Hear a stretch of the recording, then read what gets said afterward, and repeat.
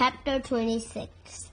As everyone returned to the North Soldier camp, they were relieved to see that the damage from the fire spirit was not what they had imagined.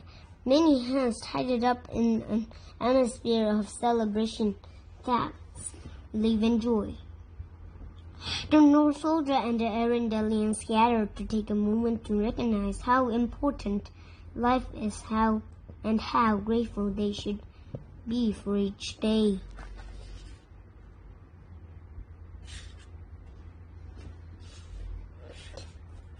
As music filled the air, everyone enjoyed the warm drinks and bowls of steaming stew.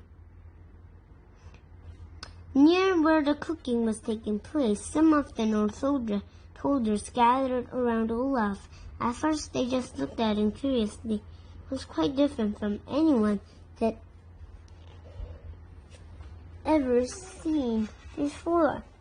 Then one bold little girl leaped forward and poked his body. She seemed surprised that he was cold to the touch. Olaf was thrilled to spend that time with the little ones, and as they got more comfortable being around him, they drifted closer and began pulling at his arms, legs, and even at his nose. Olaf talked to them the whole time. "Hey, let me ask you," he began. "How do you guys cope with the ever-increasing complexity of fasts that come with maturity?" Olaf was interrupted by one of the kids grabbing his carrot nose and stuffed it up his own nose. All the kids giggled. "Brilliant," Olaf said. "So refreshing to get talk with the youth of today. Our future is in bright hands." The children didn't respond with words. Some of them began to chew on him. Others took his feet off and placed them on top of his head. That made them laugh too. Then a girl took a foot from his head and began to bite on it. "No, no, no, don't do that," he warned. "You don't know what I stepped in." Kristoff and Ryder were in a different part of the camp. There were makeshift tables made from old barrels. Kristoff fumbled in his pocket and pulled out the ring he planned to give to Anna. He showed it to Ryder. The mountain trolls minded it out of the core of the Black Mantis, Kristoff said. Ryder was shocked. "You know mountain trolls? I was raised by mountain trolls," Kristoff announced proudly. "Oh, I've got to get out of this forest," Ryder said. It wasn't a bad life, but he had never been out of the forest. Because of the mist had always wandered, and he was missing on the other side of it. "I can't seem to get her attention," Kristoff complained, or even say the right thing. "Well, you're in luck. I know absolutely nothing about women, but I do know that we have the most amazing way of proposing," Ryder said. "It will definitely get her attention. If we start now, we'll be ready by dawn." "Really?" Kristoff asked in amazement. Ryder grabbed his new friend's arm and pulled him. "Let's just say it involves a lot of reindeers." Kristoff's eyes widened and he broke into a grin. "Ooh!"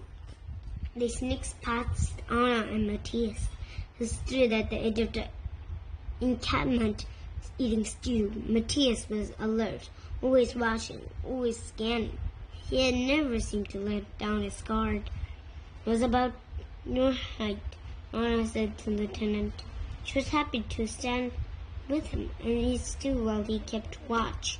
She respected him because she would never have been born if hadn't saved her father all those years before. And she was grateful that Matthias had taken such good care of her father when she was a young man. It was hard for Anna to believe that he had been stuck in the enchanted forest for longer than she had been alive. "That's all, huh?" Matthias asked, thinking back to the boy he used to know. There were moments when it was hard for him to recall on his own memories of Agnar when the information Anna and Elsa shared with him. It meant a lot to him. Wherever he got butter biscuits from Boland's bakery, say Matthias could never get enough of these. "It's the butter," Matthias said. He had given up hope long before ever getting back to the things he loved. But now, with Anna and Elsa there in the forest, the hope returned. Hey, back at home, Selma still over at Hans's hearth? She is, Anna said, but Chias couldn't believe it. So many years had passed. Really? She married? He asked. Anna shook her head. No. Really? Oh, wow. Why doesn't this make me feel better?